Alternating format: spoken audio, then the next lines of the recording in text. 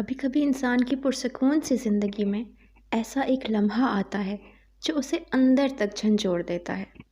انسان خود کو ایک ایسے مقام پر کھڑا پاتا ہے جہاں ایک جانب خاردار راستہ اور دوسری جانب نہ ختم ہونے والا صحرا نظر آنے لگتا ہے۔ سب دھندلا جاتا ہے اور انسان سمجھ نہیں پاتا کہ وہ اب اس مشکل سے کیسے اور کیوں کر نکل پائے گا۔ بہت ہاتھ پاؤں مارنے کے بعد انسان بہت نا امید سا ہونے لگتا ہے۔ تبھی کہیں سے آواز آتی ہے، وَتَوَكَّلْ عَلَى اللَّهِ وَكَفَى بِاللَّهِ وَكِيلًا، اور اپنے رب پر توکل رکھو اور تمہارا رب ہی کارساز کافی ہے۔ تب انسان کہتا ہے، ربی انی مغلوب فانتصر، اے میرے رب میں بے بس ہوں، میری مدد فرما۔ اور رب کا جواب آتا ہے، ربکم ادعونی استجب لکم، اور اپنے رب سے دعا کرو، میں تمہاری دعا قبول کرتا ہوں۔ پھر انسان اضطراب کی حالت میں کہتا ہے، امن یجیب المضطر اذا دعاہ ویکشف السوء، بے کس کی پکار کو جب وہ پکارے کون سنتا ہے اور داد رسی کرتا ہے۔ تبھی کہیں سے آواز آتی ہے، ان اللہ مع الصابرین، بے شک اللہ صبر کرنے والوں کے ساتھ ہے۔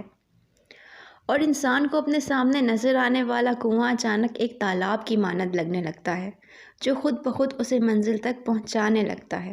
انسان کو اپنے پیچھے کھائی کی بجائے ایک ہموار راستہ نظر آنے لگتا ہے جس پر قدم رکھتے ہی انسان اپنے منزل کے قریب پہنچ جاتا ہے۔ انسان اپنے دائیں بائیں پائے جانے والے خاردار راستے کو پھولوں سے بھرے راستے میں تبدیل ہوتا محسوس کرتا ہے۔ اس کی بائیں جانب پایا جانے والا طویل صحرا ایک گلستان بن جاتا ہے اور کوئی طاقت اسے اس کی منزل تک دھکیل دیتی ہے۔ انسان نہ جانے کیسے ان تمام مشکلات کو پھلانگتا ہوا اپنی نئی منزل کی جانب گامزن ہو جاتا ہے، اور جب مڑ کر دیکھتا ہے تو آواز آتی ہے، ان مع العسر یسرا، بے شک ہر مشکل کے ساتھ آسانی ہے۔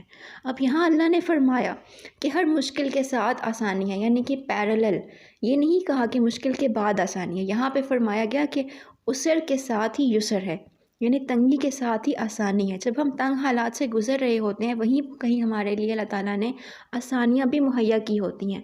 ہمارا کام ہوتا ہے کہ ہم ان آسانیوں کو دیکھیں اور مثبت انداز میں سوچیں اور مثبت انداز میں چلیں تاکہ ہمارے لیے خیر کے دروازے کھلتے چلے جائیں۔ پتہ ہے جب اللہ کسی کو چنتا ہے تو اس کو کندن بنانے کے لیے حالات کی بھٹی سے گزارتا ہے، اسے صبر کے روزے رکھوا کر شکر کی ترغیب دیتا ہے اور پھر عطا کی افطار سے اس میں زندگی بھر دیتا ہے۔ لیکن اس سارے عمل میں انسان کئی بار ٹوٹتا ہے، کئی بار مایوس ہوتا ہے، در بدر کی ٹھوکریں بھی کھاتا ہے۔ اسے لگتا ہے کہ اس کا مالک اس سے ناراض ہے، تبھی تو حالات کی تپتی دھوپ میں سستانے کو خیال یار تک میسر نہیں۔ مگر حقیقت کچھ اور ہوتی ہے۔ پوری کائنات تو اسے محبوب تک پہنچانے کی جد و جہد میں لگی رہتی ہے، بظاہر ہر طرف سیاہی چھائی رہتی ہے۔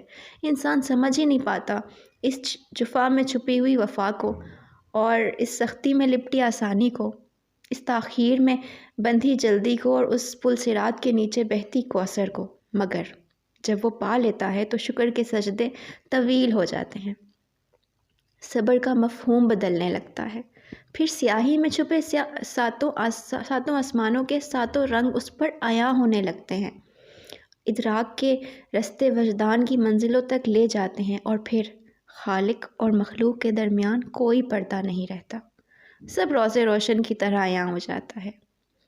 تو بات ہے صبر کی اور شکر کی، لہٰذا شکر ادا کرتے رہیے اور اپنے دل کو اللہ تعالیٰ کی محبت کی طرف متوجہ کر دیجیے، اس سے محبت کیجیے جو سب سے بڑی محبت ہے اور تمام ادھوری محبتوں کا مداوع کرنے کا اہل ہے۔ اللہ تعالیٰ ہم سب کے دلوں کو سکون سے اور اپنی محبتوں سے بھر دے اور ہمارے تمام غم، تکلیفیں، مصیبتیں، پریشانیاں دور کر دے اور ہمیں صابر و شاکر بنا دے۔ آمین۔ اللہم صلی علی سیدنا محمد وعلی آل سیدنا محمد وبارک وسلم۔